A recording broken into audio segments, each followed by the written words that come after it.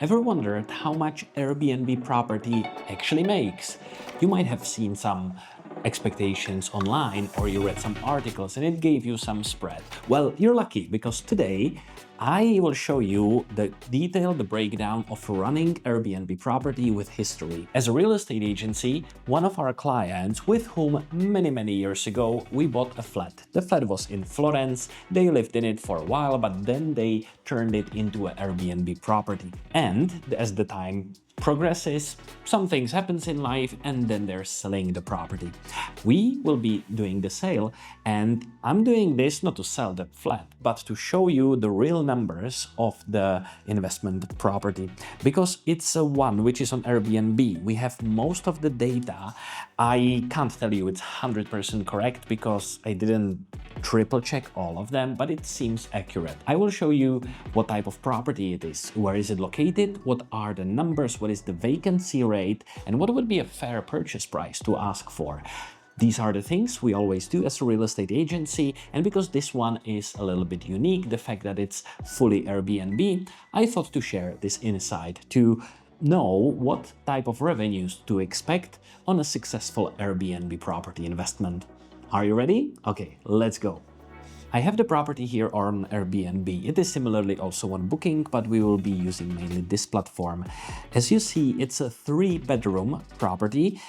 In our language, it is 4KK because we have 3 separate rooms plus also a kitchen with a living area. On top of this, there is also a bathroom in each room, which is very much sought after. And as you can see from the photos, it's very nicely done. It is in this style, which is, that I would say, quite neutral. So it attracts a lot of variety of people. And mainly it is rented, as the owner said, by families with kids, because you have here the master bedroom and you have 2 separate rooms. One sleeps 3, the other sleeps 2. 7 total beds, 1 extra which can be in the living room. Here is the layout with 3 separate rooms, 3 bathrooms, kitchen and living area. The flat in total has around 100 square meters. So it's very efficient for the type of clients it's designed for, and it's in this nice building. Now, speaking of location, you would be wondering, is it Prague 1 or not? It's just not Prague 1. Prague 1 ends here and it's on Florence. You know, here's the McDonald's in Florence, and here is the street Zapoříčskou Branou. Here is the new development which is happening, the connection and the revitalization of the square. You are not in the very heart of Prague 1, but you are basically 1-2 metro stops from the very center. I would say the location is pretty good. Another important factor in Airbnb are the ratings. As you see, they have 400 ratings with average 4.9, and I just looked up how much it would cost me to go there for a weekend. I get Friday until Sunday and it is 15,694 crowns. So about almost 8,000 per night, which is a lot. But if you are thinking as a family who is having a vacation and you want to have something nicer with separate rooms, private bathrooms, I think this is a solid option. But how well does the flat perform? So if you see here 15,600, what is the occupancy rate to expect? How much revenue it brings? Well, you're lucky, because this is exactly what we're going to discuss right now. I got the information from the owners and I understand it can be a little bit confusing, so let me walk you through the main items. Now, through Airbnb, the total income or the revenues, which is exactly this number. So when you see here 15,694, the price is of course dynamic, so it changes depending on how much it is booked. And the total income from all of those bookings was 1.5 million Czech crowns. So if you say someone, I made 1.5 million on my property, they would be, that's pretty good per year. However, these are the revenues and it's including also booking platform. And this is not enough. We need more. Breaking it down to Airbnb versus Booking, you see that there is a vast majority going through Airbnb. There are some adjustments, but the biggest cost for you is the service fees from Airbnb. They are set at roughly here. We see these are 14 or 3%. Technically, this one is to be calculated from just Airbnb, because overall, these two numbers, if we put it only for Airbnb, it's 20%, roughly 20% plus minus 1 or 2. This is the first takeaway. How much will it cost me to run the property on Airbnb? The answer is 20% to pay Airbnb just for that. The number you see here from Booking is already cleared from the fees. And if we take these numbers, this is the gross revenue, subtract the costs, we're left with 1.31 income before other costs. Well, are there any other costs, you're asking? Now, if you were going to spend bigger part of your days managing this property, meaning replying to the guests, doing the cleaning, it's not a full-time job, but budget couple of hours per week, well then possibly you can save on the biggest cost from this whole investment. The biggest cost is property management and cleaning. The owners have a professional company which is managing everything. They don't have to do a single thing for running the investment because everything is outsourced. And if you're curious how much you will pay for this service, here are the numbers: 27%. It is not a direct percentage because there is a cleaning fee, which, as the owners explained, is dependent on the number of nights. But the total amount they paid within that year was 427,000 for management and cleaning, 27% of the whole revenues.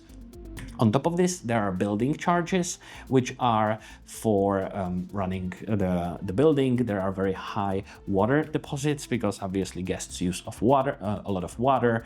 It's about 6% of the whole revenues, 88,000 per year. Energy consumption, we got electricity and possibly gas. Is there a gas? I would need to double check, but overall we have 86,000 as well. And for TV and internet, the costs are very small. This is the breakdown of the costs. Now, we could look into also repairs or into some other unexpected costs. These are not factored in, but I don't think they had any of these costs during the last 2 years. So we need to double check. But on the bigger ones, this is very important because you know that on this type of property, 100 square meters, this is how much to expect to pay. Well, and that leads us to income before taxation. Yes, you have to pay health and social and possibly VAT, but this is a very important number because we got from 1.56 million Czech crowns down to 700. As you see here, the total costs add up to 611,000 Czech crowns. The biggest cost is the property management and cleaning. Everything else is relatively small. Building charges, water deposits, repair fund, energy consumption. Now, I'm not sure if there is a gas, but anyway, the total energy, which is electricity plus possibly gas, would be 86,000 Czech crowns. If you want to manage the property yourself, well, you can save a big portion of this amount, and this will not double, but increase the revenue, or not revenues, your income before taxation by 50%. So yes, it's a significant part of the costs, which you can not outsource, do it in-house. But then, well, you know what might come with running the Airbnb. From all the revenues, 55% are your costs and 45% is the income before taxation. This is the final number we will get from today, because depends on what are your health and social and maybe even VAT deposits. I'm not able to calculate how much of these you will pay. We can run some estimations and then get to income after taxation, but I would leave that for maybe next episode. For today, you know that 45% from the gross revenues on this apartment is what you get to your bank account. How is the occupancy or vacancy on this apartment? Looking at the numbers we got from the owners, through Airbnb, it was booked for 196 days, 16 days from booking, and the total occupancy rate is at 58%. It's a small decline from the previous year, and I am not very familiar with Airbnb investment flats in terms of how well they are occupied. 60% if you would, or 58 if you would say for long-term rental is pretty bad, but for Airbnb, seems all right, especially with those numbers. Now I want to show you in perspective, just in terms of the little graph, how it visualizes for the green part. This is your income, energy consumption or repair fund or building charges are relatively small, and the biggest cost is the property management and cleaning, which you don't need to outsource, you can do it yourself. Moving on to the last part is how good investment this is. Well, it is all relevant to your expectations, because when we calculate ROI, typically we speak gross ROI or net ROI. Very important, you will see why, to distinguish which we're talking about, because if somebody tells you my property has ROI of 4%, all right, but is it gross or net? And if it is net, how do you calculate it? Here you see what we take into consideration calculating the net ROI. We don't have factored in insurance, for example. We didn't factor in, what else? Well, the taxes, because that's very dependent, or any other repairs. But for the sake of calculation, I think we can use it. So if you would agree with my definition of net ROI, then we're looking at these numbers. The total revenue or the total income before taxation, almost 700,000. The net ROI, if I would expect from my investment to get 3% net ROI, well, that translates to a purchase price of 23 million for this flat. Now I'm working backwards. I'm working with the logic of these are my revenues, therefore the price, assuming this ROI, would be that. Well, this is how I get to 23 million. At ROI of 4% net, meaning for Prague, this is very, very good, would be 17.5 million. If you're very, very demanding and you really need ROI of 5% net, you're definitely not getting this. Even in Ostrava, I would wonder where it is possible only through Airbnb, then the price would be 14 million. The big difference is in calculating from gross revenues or gross ROI. Again, what do we calculate the ROI from?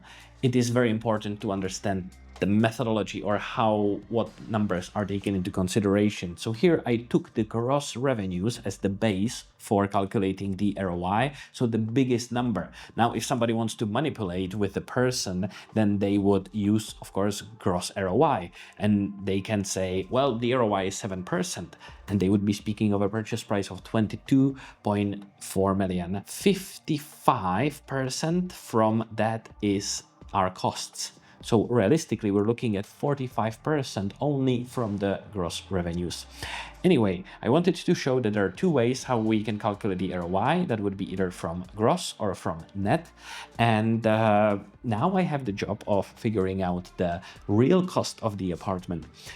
We will have it on the market, most likely by the time when this video airs, it will be already sold, or if you're watching this in the future, it will be sold, and I can drop later information how much this will sell for.